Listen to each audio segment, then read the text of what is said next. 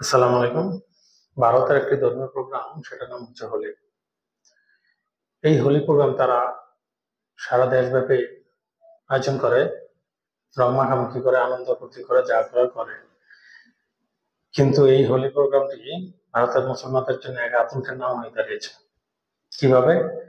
এই হোলি প্রোগ্রামের সময় প্রায় দেখা যাচ্ছে গত কয়েক বছর যাবৎ যে মুসলমানদের উপর বিভিন্নভাবে অত্যাচার আসে। একজন মুসলমান মেয়ে, হিজাব পরা মেয়ে হেঁটে যাচ্ছে, যে দিন বা পর্দা চর্চা করে, এই হোলির ভারতের উগ্র হিন্দুত্ববাদী লোকেরা এই ভারতের মুসলিমদেরকে, এই মুসলিম মেয়ের বা মুসলিম একজন ধারী টুপিওয়ালা চাচা মুরব্বী, তার উপরে রং মেখে দেয়, তাকে হেনস্থা করে, বিভিন্নভাবে ক্ষতি করার চেষ্টা করে।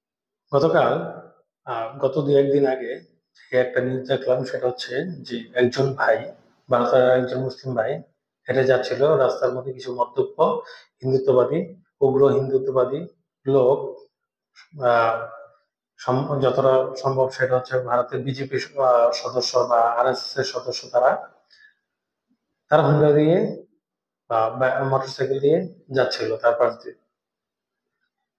এই মদ্যপ লোকেরা যখন বুঝতে পারে যে লোকটি হচ্ছে গিয়ে তারা বুঝতে পারে যে মুসলিম, তাকে বিভিন্ন ভাবে হেনস্থা করে, আঘাত করে এবং এক পর্যায়ে তাকে মাথার মধ্যে আঘাত করে হত্যা করে। ভারতে এটা রেগুলার ঘটনা। ভারতে এই ধরনের ঘটনা আমরা প্রতিনিয়তই পাচ্ছি। মুসলমানকে বিভিন্নভাবে নির্যাতন করা, মুসলমানকে বিভিন্নভাবে অত্যাচার করা, মুসলমানের উপর বিভিন্নভাবে আঘাত করা, মুসলমানের দিনচর্চা, মসজিদ, বাড়ি, হ্যাঁ, পর্দা বিষয়ে, বিভিন্ন বিষয়ে বিভিন্নভাবে আঘাত করা, এটা ভারতে একদম নতুন, সরি, নিত্য নৈতিক একটা বিষয় হয়ে দাঁড়িয়েছে।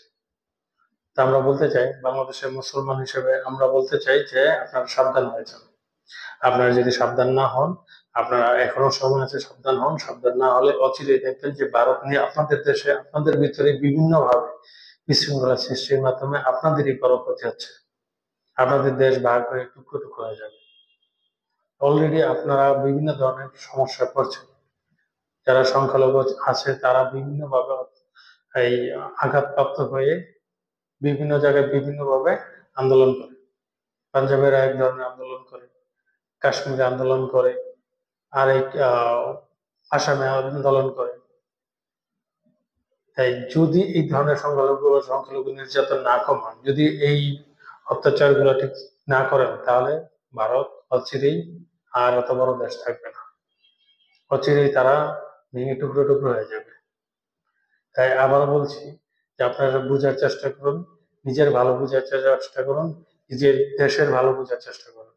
তাহলে অচিরেই আপনারা এমন ক্ষতির সম্মুখীন হবে যে আপনারা বুঝতে পারবেন না। আসসালামু আলাইকুম।